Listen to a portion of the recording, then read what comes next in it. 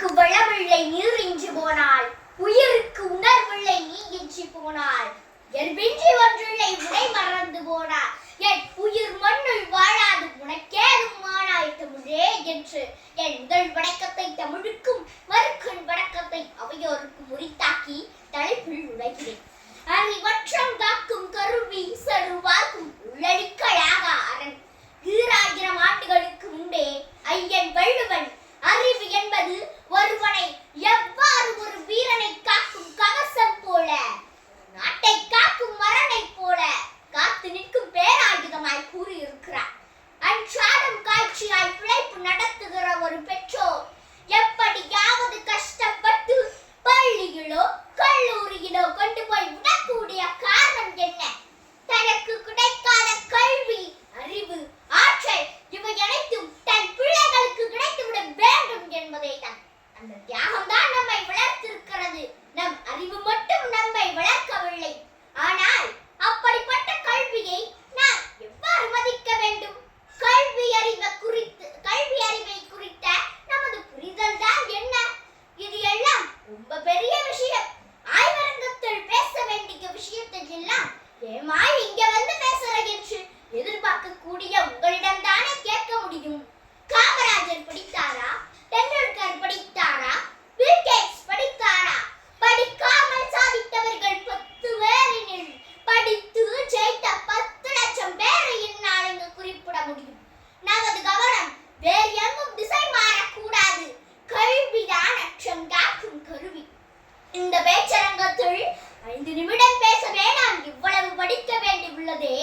நம் ஆயுள் காலம் முழுவதும் நம் அறிவை மேம்படுத்த வேண்டுமெனில் நாம் எவ்வளவு படிக்க வேண்டும், கற்க வேண்டும்.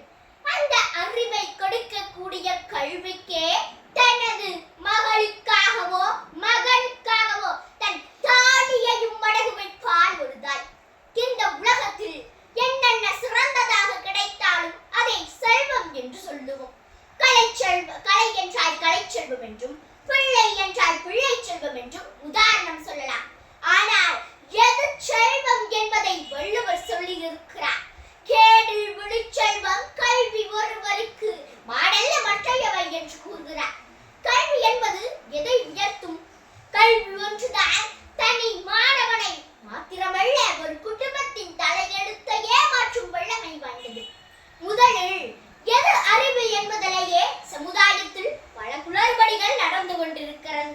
எது அறிவு என்பதை தெளிவுபடுத்த வேண்டிய சூழ்நிலைகள் நாம் இப்போது இருக்கிறோம்.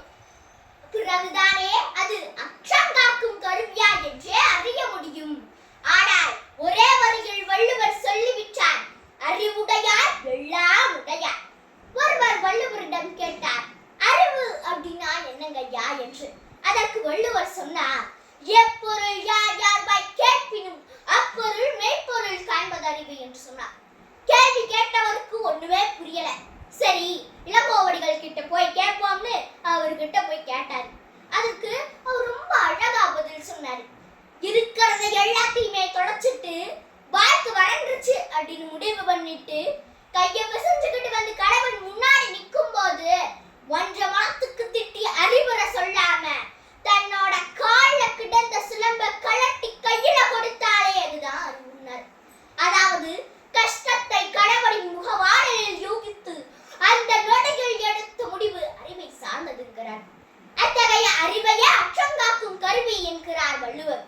நாம் ஒரு நீர்நிலைகள் தோண்டுகிற போது நாம் எவ்வளவு தோண்டுகிறோமோ அவ்வளவு நீர் கிடைக்கும் அல்லவா? அதே போலவே நாம் எவ்வளவு